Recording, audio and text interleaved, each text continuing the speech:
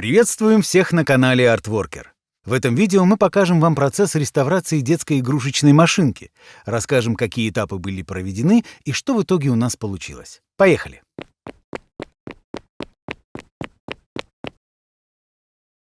Сегодня у нас на реставрации металлическая игрушечная машинка, которая была выпущена в СССР в период 70-х годов.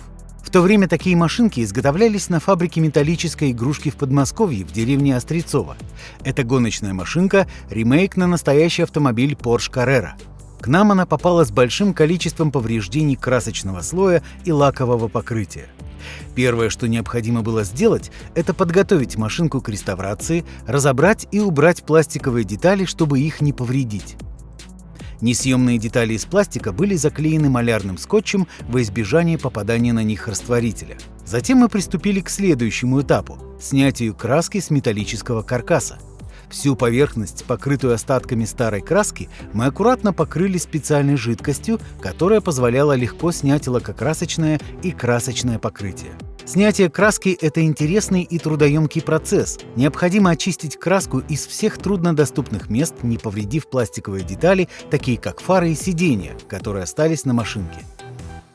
После того, как краска была полностью удалена, мы перешли к механической очистке металла. Для этого процесса мы воспользовались шлифовальной бумагой зернистостью 220 и выше. После того, как вся старая краска была удалена с поверхности, мы перешли к покрытию поверхности машинки свежей краской. Прежде чем покрывать поверхность краской, необходимо было предварительно покрыть металл грунтом. Мы использовали универсальный грунт в баллончике. Покрыли им все металлические поверхности и подождали, когда грунт высохнет. Затем мы приступили к покраске. Цвет краски решено было взять оригинальный, такой же, как был на машинке изначально, то есть красный и синий. Единственную деталь мы оставили непокрытой краской — это двигатель машинки. Так нам показалось, будет выглядеть лучше. Покрытие решили начать с синей краски и использовали кисточку. Покрытие производилось в 2 слоя, чтобы красочный слой был максимально равномерным. После того, как синие детали были завершены, мы закрыли их малярным скотчем, так как покрытие красных деталей решили делать при помощи баллончика.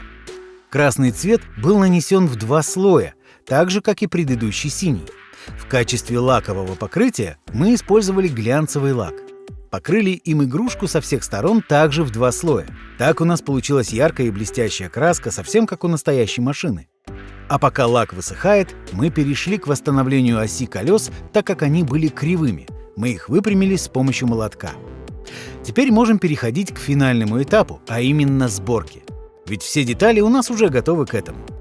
Этап сборки был совсем несложный, и мы собрали машинку и привели к первозданному виду. Предлагаем вам посмотреть на итоговый результат, а также сравнить его с тем, что было. Напишите в комментариях, как вам восстановлена игрушка и какие предметы отреставрировать в следующий раз. Подписывайтесь на наш канал, ставьте лайк и увидимся в следующих видео.